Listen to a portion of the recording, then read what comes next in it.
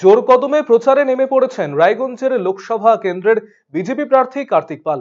সোমবার দোল পূর্ণিমার দিন থেকে বিজেপির জেলা সভাপতি বাসুদেব সরকারকে সাথে নিয়ে ভোট প্রচারে বেরিয়ে পড়লেন তিনি। এদিন প্রথমে কালিয়াগঞ্জের শ্রী কলোনিতে অবস্থিত প্রয়াত প্রাক্তন কেন্দ্রীয় মন্ত্রী তথা রায়গঞ্জের প্রাক্তন সাংসদ নিরঞ্জন দাসমুন্সির পূর্ণাবয়ব মূর্তিতে মাল্যদান করেন।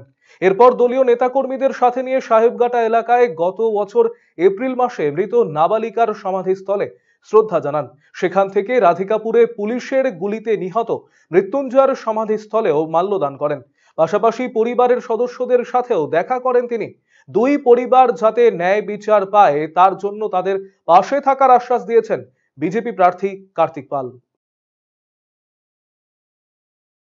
প্রথমেই বলি যে আমি আজকে শুধু নয়, এই পরিবারের সাথে, শহীদ পরিবারের সাথে আমার কন্টিনিউ যোগাযোগ আছে এবং আজকে সত্যিই আমার কাছে একটা দুঃখের দিন যে একটা অমানবিক ঘটনা ঘটেছিল, একটা নাবালিকাকে হত্যা করা হয়েছিল।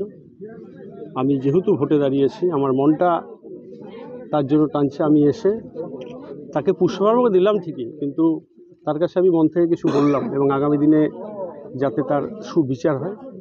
হ্যাঁ, বিচারটা একটু আইনগত জটিলতা আটকে রয়েছে এবং দুটো পরিবারের সাথে আমার যোগাযোগ আছে।